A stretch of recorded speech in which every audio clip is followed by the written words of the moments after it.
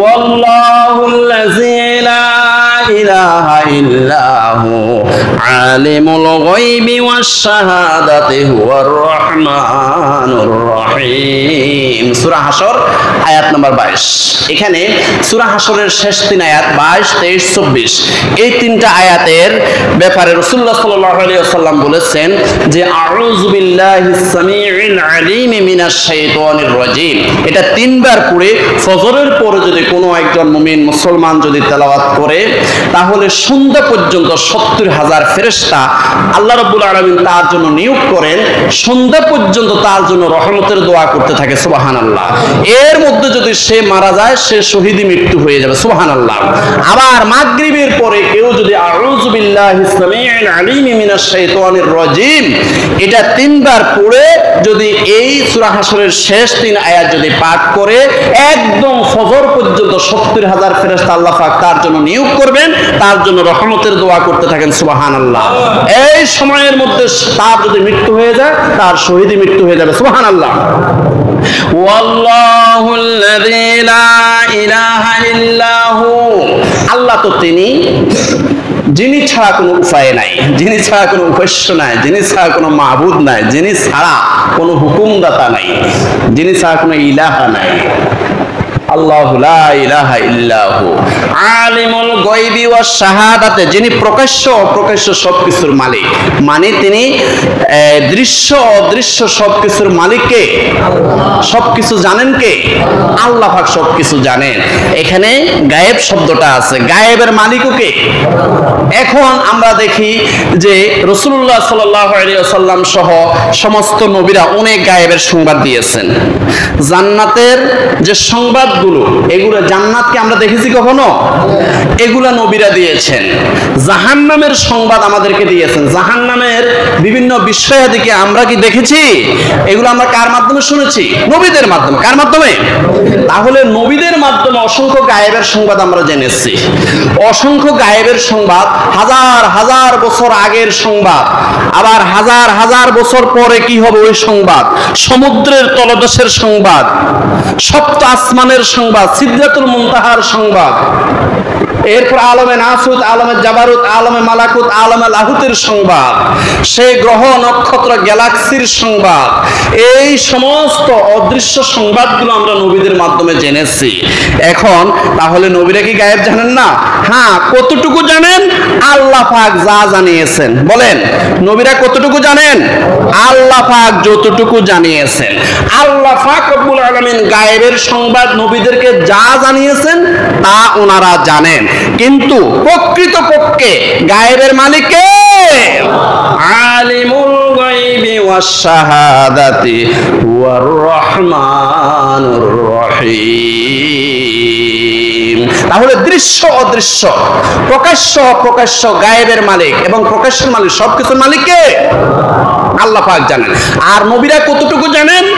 আল্লাহ পাক যতটুকু জানিয়েছেন। নবীরা কতটুকু জানেন?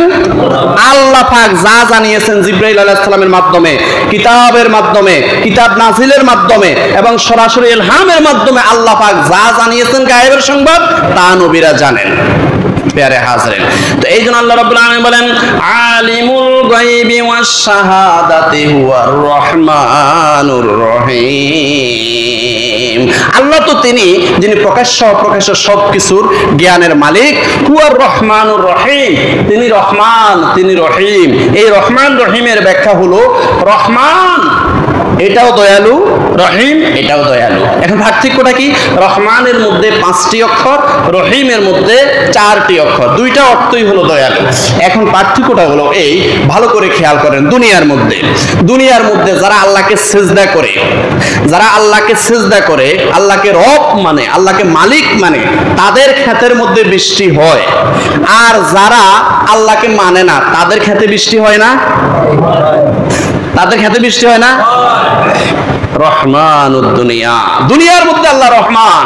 যারা আল্লাহকে সিজদা করে, যারা আল্লাহকে মানে, আল্লাহকে রব হিসাবে মানে, তাদের ক্ষেতের মধ্যেও বৃষ্টি হয়।